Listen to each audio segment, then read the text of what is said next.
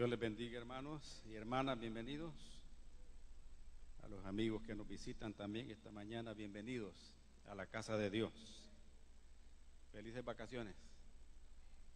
Están de asueto, ¿verdad? Espero que puedan disfrutarlo. Y qué bueno que nuestro Dios no está de vacaciones. Amén. Él es fiel y está siempre pendiente y atento de cada uno de nosotros. Amén. A Él sea toda la gloria y la alabanza. Vamos a orar para recibir palabra de Dios, el alimento espiritual. Invoquemos el nombre del Señor esta mañana. Padre, en el nombre de Jesucristo, queremos agradecerte esta mañana, Señor, es el primer domingo de este mes de agosto, el cual lo dedicamos para tu gloria y tu majestad. Pedimos que tu nombre sea glorificado en esta hora, que el Espíritu Santo nos lleve en la unidad, en la paz, con base a tu misericordia, a honrarte a ti y a bendecirte con todo nuestro corazón, Señor. Pedimos, Señor, que también tu Espíritu Santo ministre la enseñanza de hoy a cada uno de nosotros. Seamos edificados a través de ella, seamos instruidos, seamos consolados también, Señor. Seamos exhortados también a través de ella, según el propósito que tienes para cada uno de nosotros, Señor. Pedimos que el Espíritu Santo se gobierne todo lo que vamos a hacer hoy, lo que están haciendo en escuela dominical también, los hermanos que están en el discipulado también, sean ministrados por tu Espíritu en todo lo que se va a hacer aquí en este lugar, ya que este lugar ha sido escogido de tu parte para que te honremos y te glorifiquemos, Señor. Que tu paz sea en este lugar para cada uno de nosotros. Quita toda angustia, toda aflicción de espíritu, y que tu paz sea gobernando nuestra mente y nuestro corazón hoy, Señor. En el nombre de Jesucristo oramos y te damos gracias, Señor. Amén y amén. Quiero que busquen en el Evangelio según San Juan, en el capítulo 10. Cantábamos Jesús es nuestro buen pastor, ¿verdad?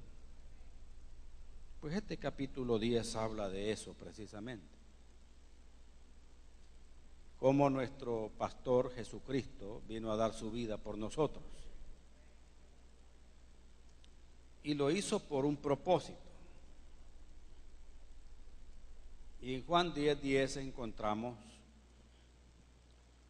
los dos lados de la moneda. Y eso significa que usted tiene la opción de poder escoger cuál va a ser la forma de vida que usted va a tener aquí y en el futuro también. En Juan 10:10 la Escritura dice: el ladrón no viene sino para hurtar y matar y destruir. A eso ha venido el ladrón. Usted ya sabe quién es. Que Dios lo reprenda en esta mañana. Y Jesús dice lo siguiente, y a esto quiero llamar la atención porque ya hemos hablado mucho de lo anterior, vamos a hablar ahora de esto de Jesucristo. Yo he venido para que tengan vida y para que la tengan en abundancia. El deseo de nuestro Señor Jesucristo es que usted pueda tomar para sí el sacrificio que Él hizo en la cruz del Calvario para que usted viva una vida diferente. Si Jesús cambió la historia en antes de Cristo y después de Cristo, también Él puede cambiar su vida y usted puede decir ahora yo antes de Cristo era de esta manera, pero ahora ya en Cristo soy diferente. Amén. Israel sabía lo que es estar sometido a la esclavitud. Estuvo en Egipto por 400 años bajo el dominio de ese imperio. Y ellos fueron afectados de muchas formas, fueron explotados de muchas formas por los egipcios, que al final Dios, que es justo, los obligó a que le dieran una indemnización a los judíos. Y esa se lo dieron a través de todos los tesoros que les entregaron para que ellos se fueran de ahí. También en Babilonia estuvieron 70 años cautivos como una reprimenda por su idolatría. Ellos se habían vuelto idólatras en medio de esos pueblos cananeos y Dios les había advertido de que solo a Él tenemos que adorarle. Amén. Y también en este tiempo que Jesús está compartiendo esta porción que acabamos de leer, el Imperio Romano estaba dominándolos a ellos completamente. Había un representante del Imperio Romano, los ejércitos romanos estaban ahí, en el tiempo que nuestro Señor Jesucristo vino aquí. Y ellos reconocían muy bien, a través del profeta Daniel, que la Biblia nos registra que varios imperios terrenales iban a manifestarse sobre la faz de la tierra hasta que el imperio y el reino de nuestro Señor Jesucristo fuera establecido aquí. Amén. Ellos sabían muy bien todas estas cosas. Jesús venía no para combatir a Roma, que era el deseo de ellos, sino que Él venía para romper con la esclavitud del pecado que trasciende todas las épocas y todas las naciones. Ese pecado entró desde Adán y sigue hasta hoy afectando muchas vidas, esclavizando a la gente y no permitiendo que las personas puedan vivir una vida plena en la abundancia que Dios quiere que vivan, sino que está hurtando, matando y destruyendo, como que fuera un parásito. Y ese es el pecado en el corazón del hombre. Es como tener parásitos que se lo están comiendo por dentro hasta que lo llevan ¿a dónde? A la muerte. Pero Jesús venía aquí, hermanos, como lo dije antes, a romper esa esclavitud del pecado, a romper el señorío de Satanás, de la carne y del mundo sobre todas las personas. Pero los judíos no entendían esto. Ellos tenían otra perspectiva, ellos querían las cosas de inmediato y a veces así pensamos nosotros, ¿verdad? Llegamos a veces a los pies de Cristo porque tenemos una necesidad inmediata y una vez que eso se resuelve ya nos olvidamos de Dios. Y realmente lo que Dios quiere hacer trasciende a cualquier necesidad material que usted y yo tengamos. Lo más importante es que Él quiere quebrar toda opresión y cadena de esclavitud en el ámbito espiritual. Ellos no entendían eso y algunos no lo entienden todavía hoy. Pero gracias a Dios porque en los planes de Dios estaba que por el hecho de que ellos no recibieron a Jesús como el Mesías, usted y yo siendo gentiles ahora podemos ser llamados hijos de Dios también. Por creer en Él, por confiar en su sacrificio expiatorio que ahora lo vamos a recordar con la Santa Cena. Y si usted busca conmigo en Colosenses capítulo 1, desde el versículo 10 al 14 leemos, y vea lo que dice. Lo que logramos ahora al estar en Cristo, la vida abundante en Cristo es esta. Capítulo 1 de Colosenses, versículo 10 en adelante. Para que andéis como es digno del Señor, agradándole en todo, llevando fruto en toda buena obra y creciendo en el conocimiento de Dios, fortalecidos con todo poder conforme a la potencia de su gloria, para toda paciencia y longanimidad, con gozo dando gracias al Padre que nos hizo aptos para participar de la herencia de los santos en luz, el cual nos ha librado de la potestad de las tinieblas y trasladado al reino de su amado Hijo, en quien tenemos redención por su sangre, el perdón de nuestros pecados. Esa es la vida abundante. El saber que Cristo me sacó de las tinieblas y me ha traído a su reino de luz, al reino de luz en Cristo. Ahí estamos. Y yo le pregunto, ¿de qué lado está usted? ¿Dónde está la luz o dónde están las tinieblas? ¿O dónde está el pecado o dónde está la santidad? ¿Dónde está la vida desenfrenada en los deleites del pecado y de este mundo? ¿O donde está la vida dedicada, consagrada a la piedad y a la devoción de Dios? Esa es mi pregunta. No le he dicho religión, devoción a Dios, su amor a Dios. Las religiones no salvan a nadie. Y Dios no quiere que seamos religiosos, porque eso es hipocresía. Dios quiere que lo vivamos a Él, que lo disfrutemos a Él. Entonces la Escritura nos dice que Jesucristo vino aquí para traer una gran bendición. ¿Oyeron eso? La Navidad nos recuerda eso. Y ya estamos cerca, ¿verdad? Queda poco tiempo. Los chicos se acuerdan de los regalos y los grandes se acuerdan de la comida. Pero es un buen tiempo para recordar lo que Dios ha hecho por nosotros, al darnos una gran bendición. Y veamos primera parte, la gran bendición que trae nuestro Señor Jesucristo. Y el primer aspecto que vamos a tratar es la gran bendición prometida. En el Salmo 22, 27 y 28, haciendo énfasis en el 28, nos dice que suyo es el reino y Él regirá a todas las naciones. ¿Oyeron eso? Dice la Escritura que nuestro Señor Jesucristo va a regir ¿a quiénes? A todas las naciones. Y Él ya vino a establecer su reino. En el Salmo 103, 19 dice: Jehová estableció en los cielos su trono y su reino domina sobre todos los reinos de la tierra. ¿Oyeron eso? Él tiene señorío. Por eso Él dijo que toda potestad le había sido dada en el cielo y en la tierra. Él está sobre todas las naciones del mundo, aunque sean las más poderosas, aunque tengan las armas más destructivas. Dios está sobre todos, porque Él vino a establecer su reino. Daniel lo explica muy bien en el capítulo 2, con aquel sueño que tuvo Nabucodonosor, de aquella imagen con cabeza de oro, pecho de plata, de bronce las piernas y los pies de barro con hierro revueltos. Hasta que una piedra cayó en sus pies y desmenuzó aquella imagen.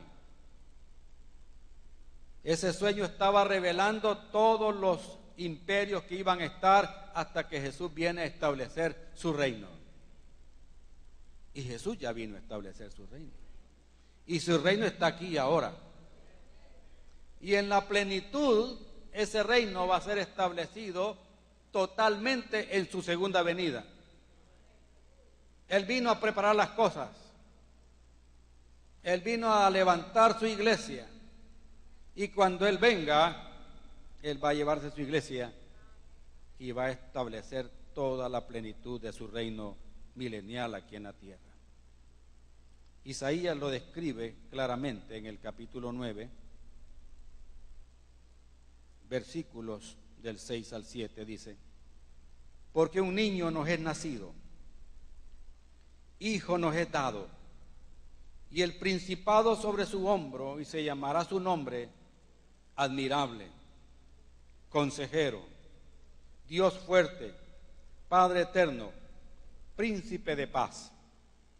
Lo dilatado de su imperio y la paz no tendrán límite sobre el trono de David y sobre su reino, disponiéndolo y confirmándolo en juicio y en justicia desde ahora y para siempre.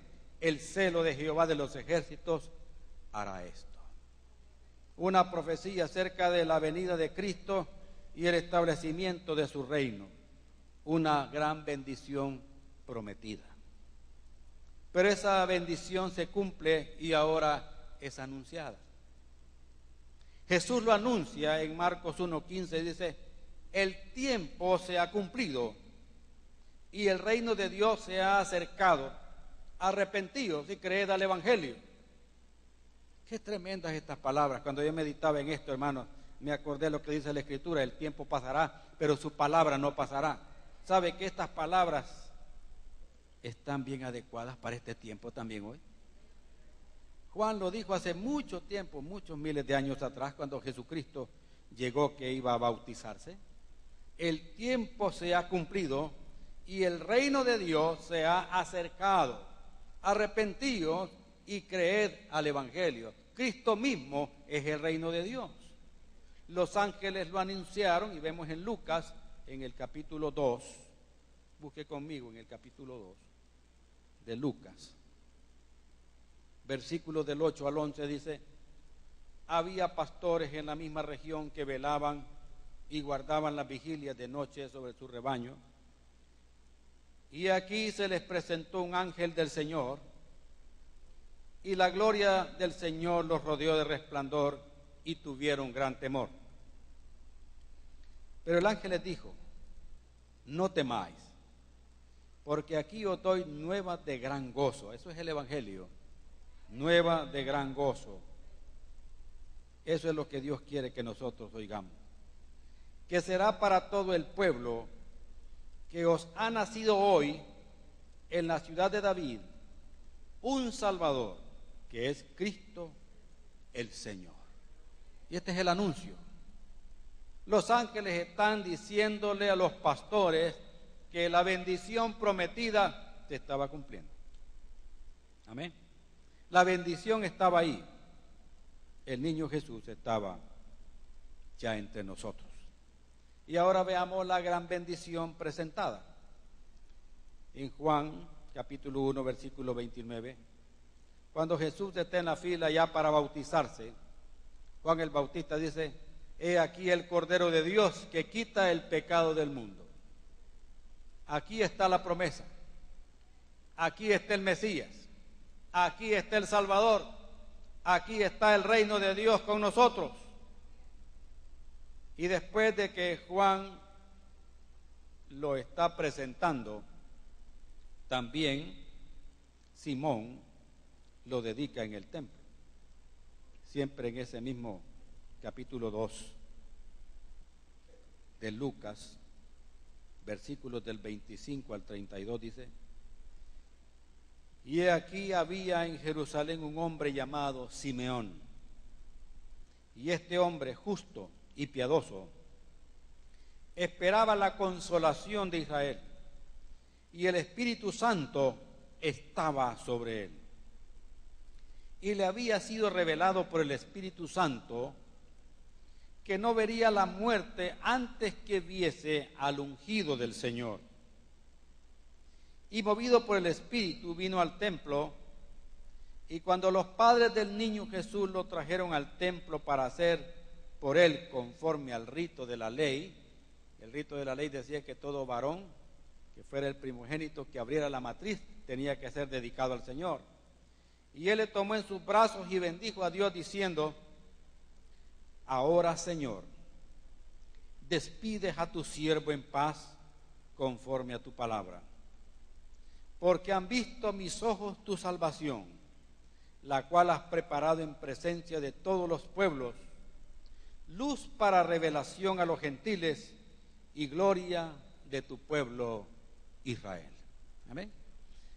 Aquí estaba Simeón dedicando en el templo al Mesías, al Salvador del mundo, y al que iba a traer luz y revelación a todos nosotros que, no siendo judíos, ahora somos adoptados para ser hijos de Dios si creemos en él. Amén. Y podemos ser coherederos juntamente con Cristo de todas las promesas que Dios el Padre ha dado a su Hijo. Entonces la gran bendición de Dios para nosotros en Cristo es que Él viene ¿a qué? A establecer su reino. Amén. A establecer aquí el reino de Dios. Aquí el reino de las tinieblas empieza a temblar. Amén. Los demonios empiezan a manifestarse en tanto que Jesús está en su ministerio aquí en la tierra. Y hay un gran conflicto entre el reino de las tinieblas y el reino de la luz, así como hay un gran conflicto en usted entre la carne y el espíritu. Pero la victoria es nuestra en Cristo Jesús. Ahora veamos, hermanos, ya vimos la gran bendición que trae Jesús. Hoy veamos la gran decepción de los judíos. Amén. La gran decepción de ellos. Busquen conmigo en Juan, en el capítulo 12.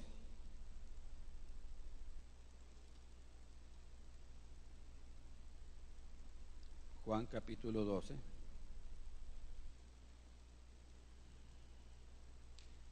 Del versículo 12 al 19. Dice así la Escritura. Juan 12, empezamos, dice: el siguiente día, grandes multitudes que habían venido a la fiesta al oír que Jesús venía ¿a dónde? A Jerusalén.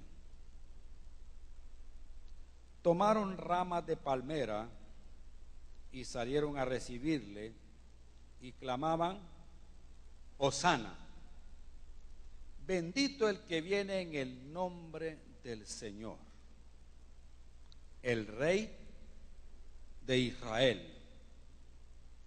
Y halló Jesús un asnillo y montó sobre él, como está escrito: no temas, hija de Sión, he aquí tu rey viene montado sobre un pollino de asna. Eso está en Zacarías 9:9. Estas cosas no las entendieron sus discípulos al principio, pero cuando Jesús fue glorificado, entonces se acordaron de que estas cosas estaban escritas acerca de él y de que se las habían hecho. Y daba testimonio a la gente que estaba con él cuando llamó a Lázaro del sepulcro y le resucitó de los muertos. Por lo cual también había venido la gente a recibirle, porque había oído que él había hecho esta señal.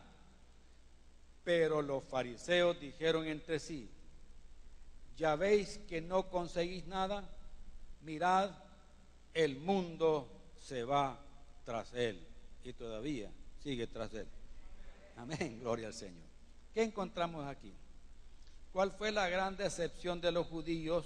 No solamente de los religiosos, sino que también de muchos pueblos que no tenía la revelación correcta de lo que Jesús venía a hacer. Incluso ustedes lo pueden ver, que ni los discípulos entendían lo que estaba pasando. Amén. Ellos en un principio como que no encajaban las cosas. Entonces quiero decirles que en esta porción que acabamos de leer vemos que ocurrió un milagro, ¿verdad? Lo encontramos en el versículo 9, del 12, del 1 hasta el 11. ¿Y qué fue lo que pasó ahí? Jesús resucitó a su amigo, a Lázaro, ¿se acuerdan? Ese fue un milagro que impactó por todos lados, a tal punto que cuando la gente se dio cuenta que Jesús venía para Jerusalén, ellos agarraron corriendo para allá porque querían estar con él. Y dijeron: realmente este es el Rey de Israel, el Rey que nosotros ¿qué? Necesitamos. Amén. Entonces, quiero decirles, hermanos, que a partir del versículo 12, cuando se anuncia la entrada de nuestro Señor Jesucristo, eso se celebra en Semana Santa con el Domingo de Ramos. ¿Se han fijado?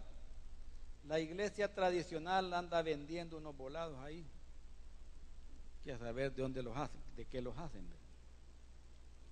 Pero allá en aquel tiempo eran ramas de palmera datilera la que ellos usaban, ¿verdad?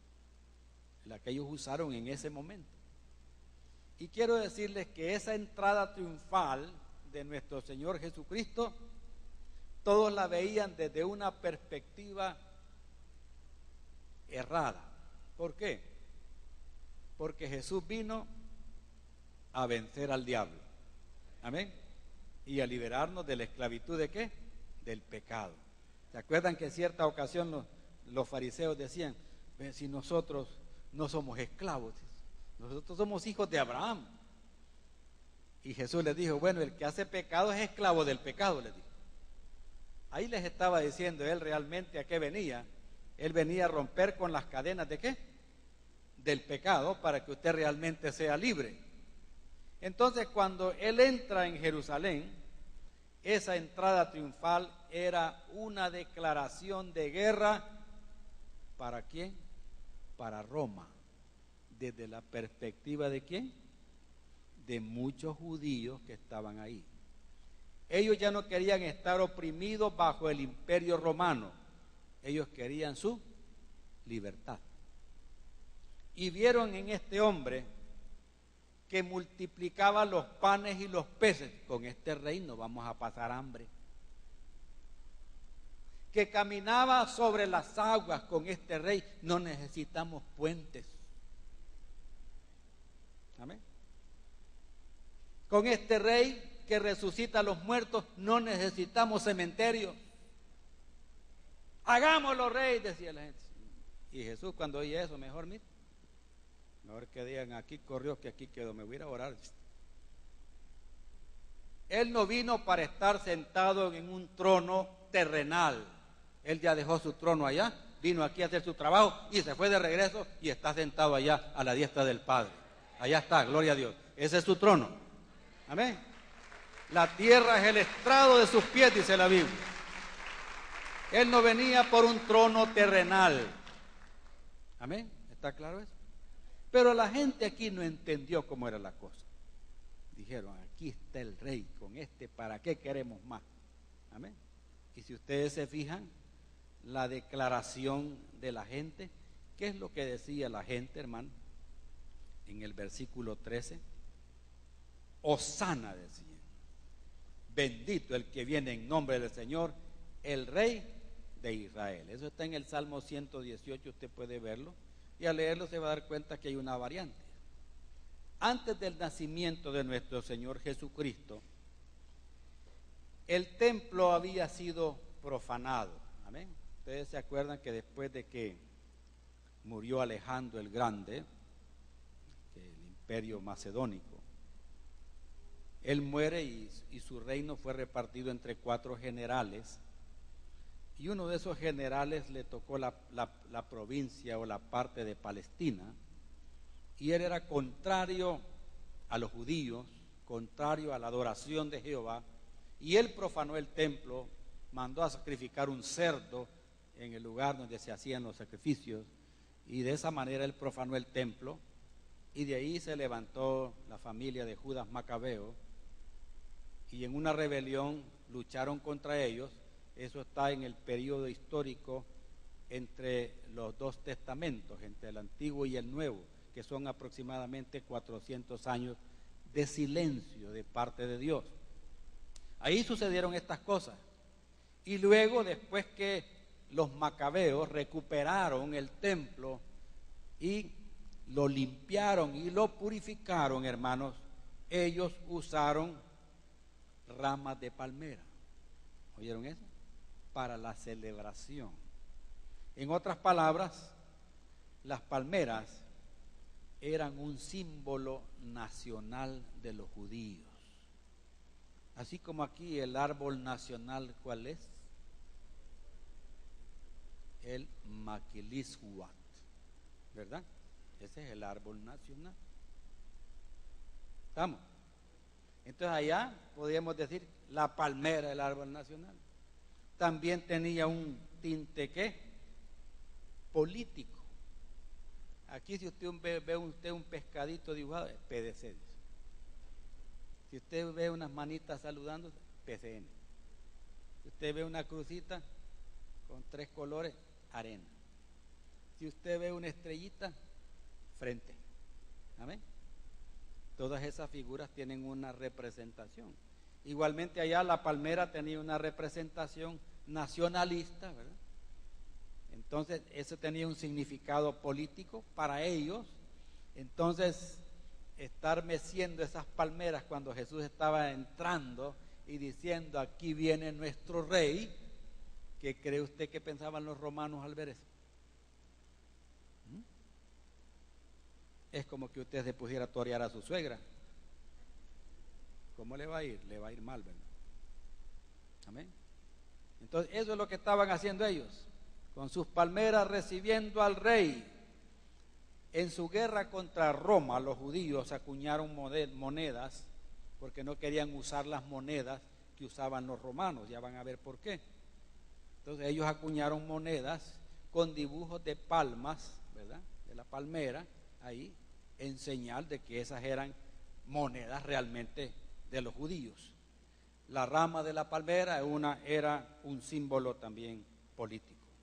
Entonces citaron el Salmo 118 y ellos decían: Hosana, Señor, sálvanos, bendito el Rey de Israel. En otras palabras, ellos estaban diciendo esto: miren, bendito el Rey que ha venido, que va a derrocar a Pilato, a Herodes, a César, y va a echar de aquí a todas las legiones romanas que están aquí.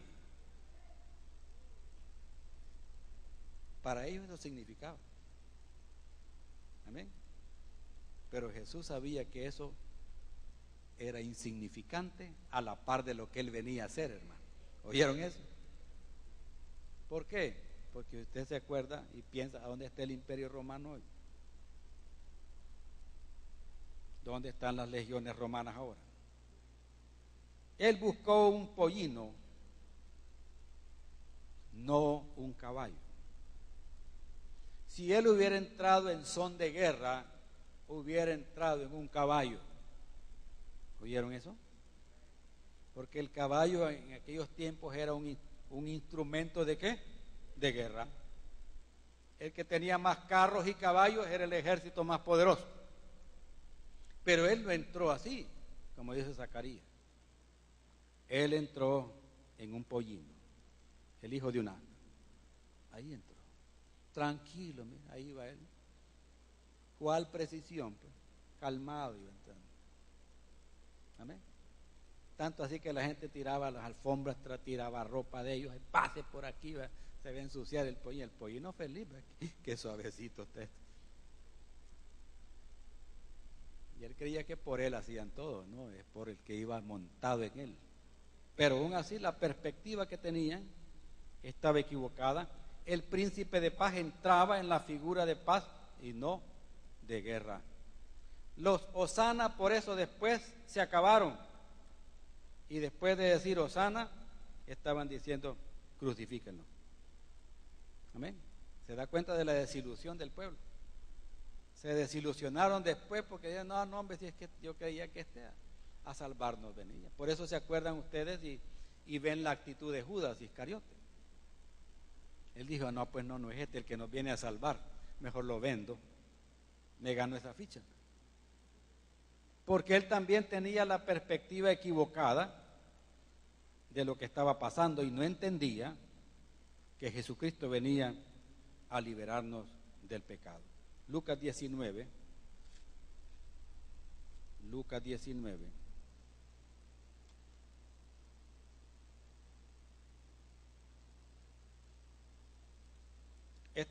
Son los versículos paralelos, miren. Versículo 39. Entonces algunos de los fariseos de entre la multitud le dijeron: Maestro, reprende a tus discípulos. Reprende a esta gente. ¿Por qué? ¿Qué es lo que decía la gente? Está en el 38. La gente decía: bendito el Rey que viene en el nombre del Señor, paz en el cielo y gloria en las alturas. Eso decía la gente. Aquí está el Rey de Israel. Aquí está el libertador. Aquí está el que nos va a dar la victoria. ¿Sobre quiénes? Sobre los romanos. Así veían esa perspectiva.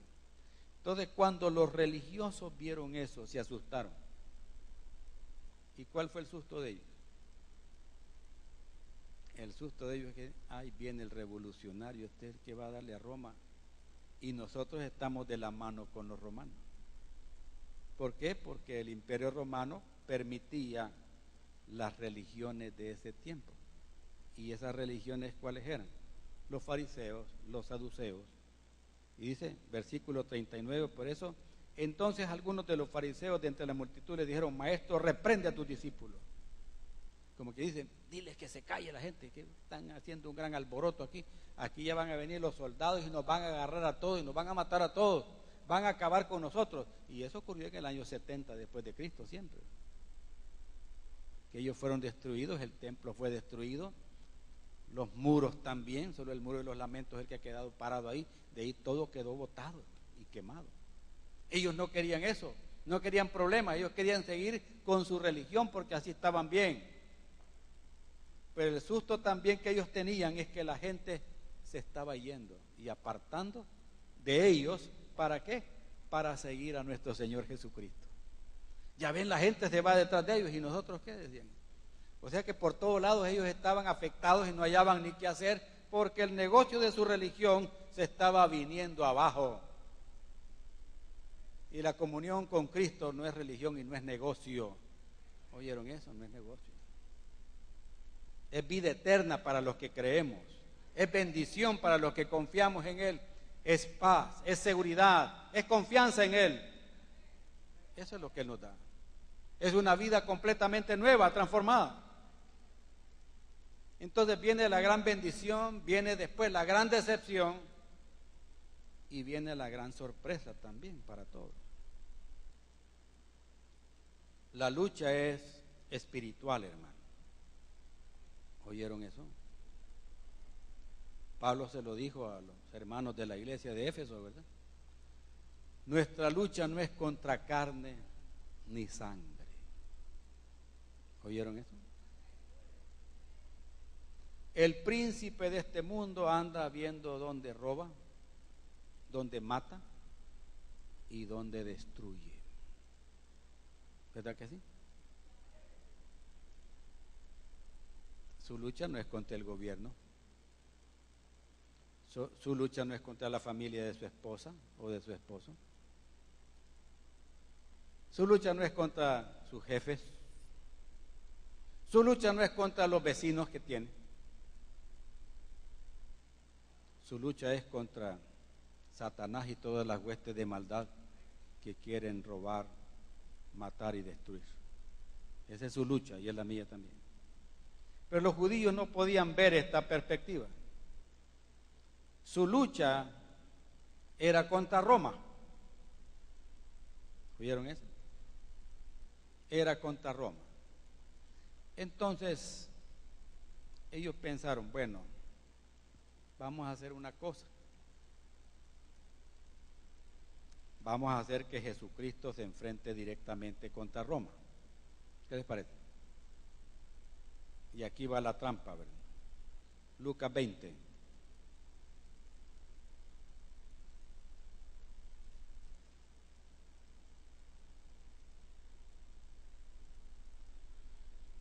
Lucas capítulo 20. Empezamos a leer desde el versículo 19.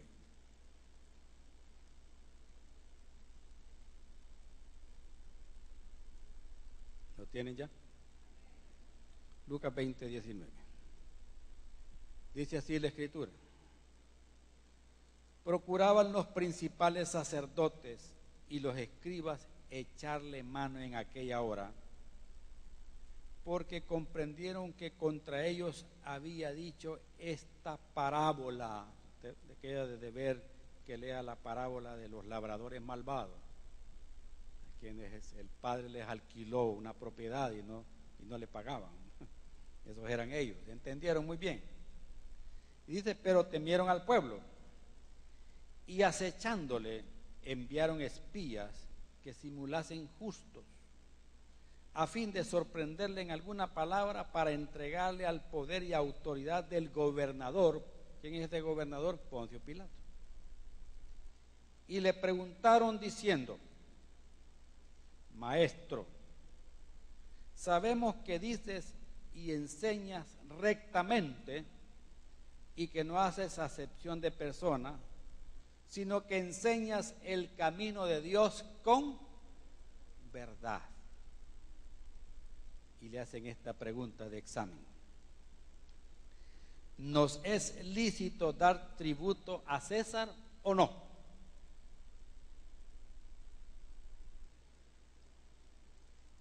¿Tiene que pagar los impuestos usted? ¿Sí o no? Sí. Aunque le caiga mal el alcalde. Él puede estar hoy, mañana no, pero los impuestos siguen los mismos. ¿Verdad que sí? Y aproveche, hoy no le cobran mora. Digo yo, pues ya no he oído ese anuncio. Ajá. ¿Tiene que pagar el impuesto de la renta usted? ¿Y si no lo paga hoy? Es que allá lo están malgastando. ¿A usted qué le importa?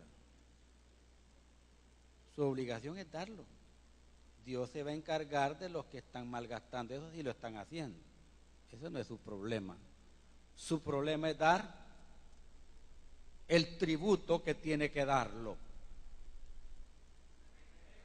Es que no nos gusta dar, ¿verdad? Que nos den, sí, ¿verdad? No nos gusta. Y aquí le hacen esa trampita, ¿verdad? Señor Jesús, hay que darle el tributo a César o no. Y dice el 23, mire, mas él, comprendiendo la astucia de ellos, les dijo, ¿por qué me tentáis? Mostradme la moneda, les dice. Y les pregunta, ¿de quién tiene la imagen y la inscripción que hay ahí? La sabiduría de Dios, ¿verdad? Cuando le dice, ¿por qué me tentáis? Como quien dice, al agua quieren mojar ustedes. Enséñeme el pisto, enséñeme la moneda. ¿Quién está ahí? César. ¿Qué dice ahí? César. Entonces, pues, cuando ellos dijeron que era César el que salía ahí, entonces les dijo, pues dad a César lo que es de César y a Dios lo que es de Dios. Qué golazo le echaron, qué va. Y no pudieron sorprenderle en palabra alguna delante del pueblo, sino que maravillados de su respuesta, mejor, miren, se quedaron completamente burlados. Saben, hermanos, que generalmente en esos tiempos a los emperadores se les consideraba como dioses. ¿Sabían ustedes eso? Artajerjes era considerado como un dios. Alejandro considerado como un dios. Y César se consideraba un dios. A tal punto que la gente en aquel tiempo decía, César es Señor. ¿Oyeron eso? César es Señor. O sea que el que ocupaba el puesto número 1 para todo el imperio romano. Amén. Y de ahí acuñaron esa frase los creyentes, ¿verdad? En aquel tiempo. Cuando les decían, mire, usted es cristiano, mire, ¿sabía usted que César es Señor? Lo siento, Jesucristo es Señor. Amén. Como quien dice, Jesús está sobre César. Y eso no les gustaba, entonces maten a este. No les gustaba oír eso porque ellos consideraban que César, el emperador romano, era divina. Las monedas romanas tenían la imagen de César y una inscripción que decía Divi Filius, que significa hijo de Dios. Hijo de Dios. César no es hijo de Dios. Amén. Jesucristo es el Hijo del Dios viviente. Amén. Entonces por eso ellos estaban tentándole, queriéndolo destruir con eso. Y él les dice, cuando le enseña la moneda, no se confundan. El reino del César es una cosa y el reino de Dios es otra cosa. Y si esto es del César, pues désenlo a él. Eso es lo que les estaba diciendo. El reino de Dios es una cosa y el reino de César es otra cosa. Lo que es del César, lo que es del hombre, lo que es de las autoridades establecidas, déselo a las autoridades que están establecidas. Gracias a Dios ya quitaron el FONAT, ¿ya ven? Eso es legal. Pero mientras no se quitara eso, teníamos que darlo, aunque miren, la cartera tronara, ¿verdad? ¿Verdad que sí? De ese impuesto pagamos $100 por cada microbús, fíjense. Y eso hubiera servido para otra cosa. Pero si eso está establecido en una ley, hay que entregarlo, nos guste o no nos guste. Porque si no lo entrega y no le gusta, pues va a estar peor. Porque está preso, lo pueden llevar. ¿Sí o no? Lo que es de Dios es de Dios. Y lo que es del hombre, es del hombre. Amén. ¿Y cómo comparamos estos dos reinos? El reino de Dios, dice en Lucas 1:33, no tiene fin. Amén. El reino de César se acabó. Tenía fin. Amén. Ya no existe el César. El reino de Dios, dice Juan 18:36, no es de este mundo. Y eso le dijo Jesús a Pilato. Mi reino no es de este mundo. Si fuera de este mundo, ya mis seguidores estuvieran aquí haciéndote la guerra para que me soltaras y me fuera. Pero mi reino no es de este mundo. El reino de César sí era de este mundo. Tan era de este mundo que ya no está. ¿Por qué? Porque lo que es de este mundo se acaba. ¿Oyó eso? Se termina. Pero el reino de Dios es eterno. En Mateo 6:33 dice que el reino de Dios tenemos que buscarlo. Amén. Tenemos que buscarlo. No buscar tanto qué vamos a comer, qué vamos a beber, sino que busquemos primeramente el reino de Dios y su justicia, y luego todas las cosas vendrán por añadidura. Primero es Él, después su comida, su ropa, su calzado, viene por añadidura. Amén. Pero el imperio de César ya no está. Dice también en la Escritura, 1 Corintios 4:20, que el reino de Dios no son palabras, sino que es poder de Dios. Amén.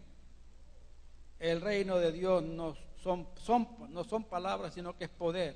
En los otros imperios lo que prevalecía era el palabrerío, la pompa, la realeza, el dominio y el control de las personas a través de las armas y a través de la lengua. Pero este es el poder de Dios para vivir una vida diferente. También la Escritura dice que el reino de Dios no es comida ni bebida.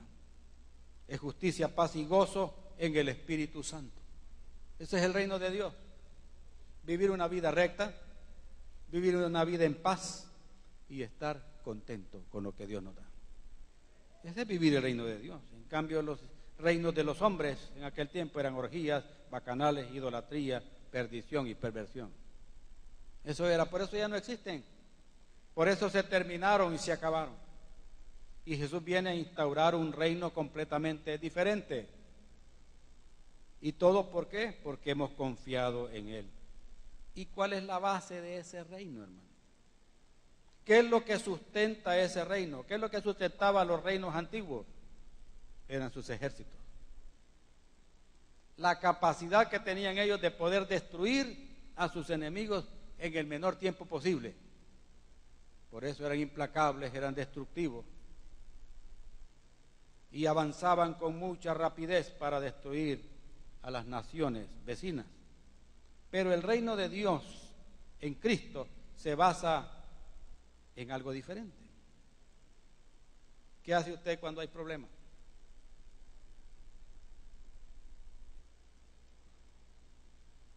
Se revela el problema, huye del problema o se adapta, ¿verdad? Se integra. Cuando Jesús estuvo en su ministerio, habían varios grupos religiosos. Los celotes eran rebeldes. Ellos eran los nacionalistas de esa época. Ellos odiaban a los romanos. Y ellos fueron los primeros que se alegraron con Jesucristo, que dijeron, este le viene a dar a los romanos. Pero después se decepcionaban, porque Jesús no hacía nada contra el imperio romano. Y ellos estaban siempre rebelándose continuamente contra Roma porque deseaban su independencia. ¿Se pueden imaginar ustedes qué podía decir uno de estos grupos, de este grupo de los celotes, cuando Jesús dijo en cierta ocasión que no había hallado en Israel un hombre como ese que tuviera tanta fe en el pueblo judío? ¿Y de quién estaba hablando?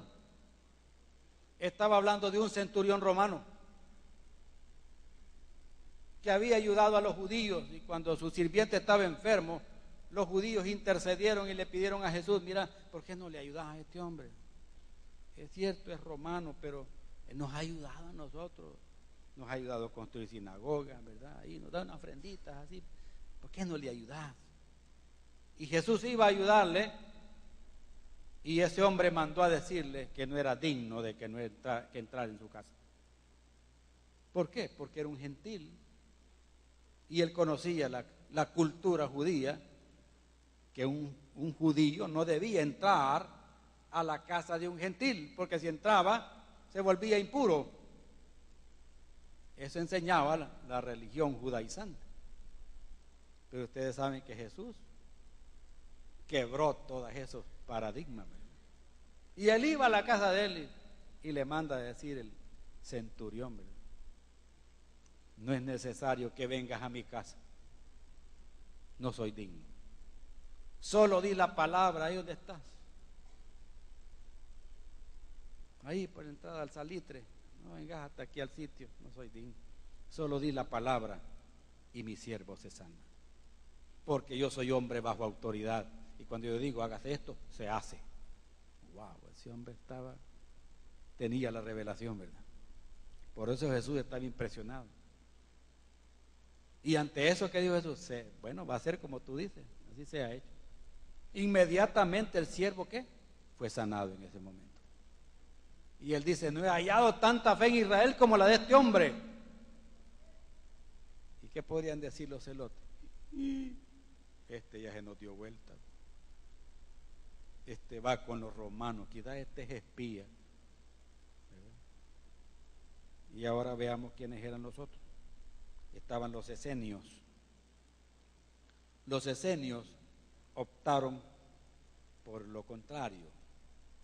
Si los celotes se rebelaron, los esenios se alejaron. ¿Oyeron eso? Se apartaron y empezaron a tener un estilo de vida casi monástico. ¿Se acuerdan?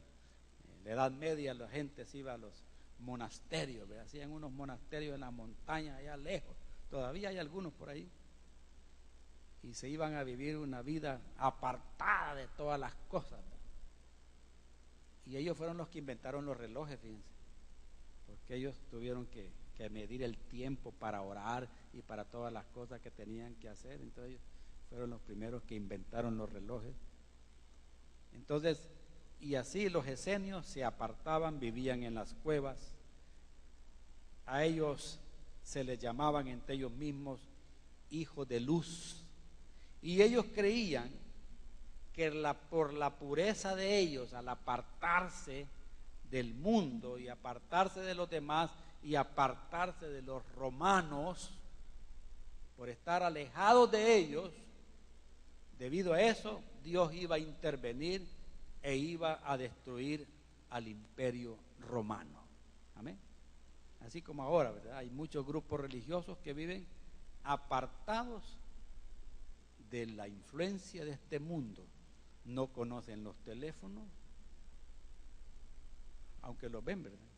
Pero ellos no tienen. Conocen los carros, pero ellos no usan carros. Amén. La ropa que visten ellos la confeccionan, la comida que comen ellos la preparan y viven una vida bien apartada, creyendo que eso los va a ¿qué? A purificar. pero el que santifica, el que justifica, el que redime es nuestro Señor Jesucristo. Amén. Entonces estos esenios se apartaron completamente. Pero ¿qué pensarían los esenios cuando Jesús tocó al leproso para que fuera sanado? ¿Qué pensarían los esenios cuando él hablaba con las prostitutas? ¿Qué pensarían los esenios cuando él comía con los cobradores de impuestos, que eran considerados como traidores, y comían con ellos y les compartía de las cosas de Dios? Jesús ignoró todas las regulaciones de pureza. ¿Y qué dirían los esenios de esto? Este también es contrario a nosotros. Y por último están ¿quiénes? Los saduceos, grupo muy fuerte. No creían en la resurrección, no creían en que existen ángeles que le sirven a Dios, ni mucho menos ángeles rebeldes. A los saduceos se les consideraba amigos de Roma, y ellos se sometían a los romanos. ¿Para qué? Para que ellos dejaran que su religión siguiera adelante sin ningún problema. Tenemos diferentes grupos con diferentes ideas, diferentes líneas de pensamiento, y viene Jesucristo a enseñarles que para Él esas diferencias que habían en la mente y el corazón de ellos no interesaban. Que usted no puede apartarse del mundo, ¿verdad? Usted no puede meterse en una burbuja. Usted puede construir aquí en el sitio, ahí en la cancha, un gran hoyo y se mete ahí y no sale entre unos 40 años, pues a ver si va a salir quizás. No puede esconderse del mundo. Tampoco puede revolverse en las cosas de este mundo, y tampoco tiene que convertirse en amigo de los que son enemigos de Dios. Pero Jesús viene a enseñarles a ellos de que no era esa la forma en la cual ellos iban a obtener una victoria, y que además de eso su lucha no era contra el imperio romano, sino que contra ellos mismos, con el pecado que estaba en ellos. La base del reino de Dios, ¿sabe qué es? Es el amor. Y esa es la regla de oro. Que hagamos con los demás como queremos que nos hagan a nosotros. Y por eso Él interviene aquí de una manera especial y llama entre sus discípulos a Simón, que era un celote. Llama también a Leví y Mateo, que era cobrador de impuestos. O sea que sus seguidores eran personas diferentes, y les enseña a vivir en base al amor. Amén. Al amor. Y eso es lo que Dios quiere que nosotros vivamos. Que vivamos su reino en base a ¿qué? Al amor. Y Jesús enseñó eso. ¿Qué vamos a hacer para heredar el reino? Pues tenemos que cumplir su mandamiento. Amar a Dios con toda nuestra mente, con todo nuestro corazón, con todas nuestras fuerzas, con toda nuestra alma, y amar también a nuestro prójimo como a nosotros mismos. Esa es la ordenanza de Dios para nosotros. Cuando nosotros empezamos a practicar eso, a vivir eso, a compartir eso, no importa quiénes sean, usted está viviendo el reino de Dios aquí. Amén. Viviendo el reino de Dios aquí. No importa que la persona que está a su lado no comparta su ideología política. No importa que la gente que está trabajando con usted no comparta su filosofía de la vida. No importa que la persona con la que tiene que convivir y está cerca de usted tenga una religión diferente. Usted tiene que mostrarles a Cristo, no una religión más, porque religiones hay bastantes, hay de sobra. Pero lo que la gente necesita es a Jesucristo, que va a ser capaz de ¿qué? De romper con toda atadura y toda cadena de esclavitud del pecado, que va a quitar toda ignorancia y todo error que hay en la mente y en el corazón del hombre, y va a traer la verdad del Espíritu Santo y de la palabra a la mente y al corazón de las personas. Eso es lo que tenemos que hacer. Eso es lo que tenemos que enseñar. Nuestra lucha no es contra carne ni sangre. Y hermanos, recordemos que Dios nos sacó de las tinieblas para vivir ¿a dónde? Para vivir en su reino de luz. ¿Y cómo voy a saber yo realmente que estoy viviendo en ese reino de luz? Es cuando nosotros vivamos una vida diferente de la que antes teníamos. Amén. Si su vida no ha cambiado, usted está viviendo una religión más. Usted puede estar aquí siendo religioso, engañándose usted mismo y engañando a los demás, siendo tropiezo a otros. Pero si usted aquí es diferente de lo que antes era, Dios está haciendo la obra en usted y la va a perfeccionar en el día de Cristo. Amén. Qué importante es que dejemos que el reino de Dios se manifieste ¿a dónde? En cada uno de nosotros. Amén, hermano. Vamos a orar, inclinen su rostro. Padre, en el nombre de Jesucristo oramos con acción de gracias en esta mañana. Gracias por lo que Jesús hizo por nosotros hace más de 2000 años.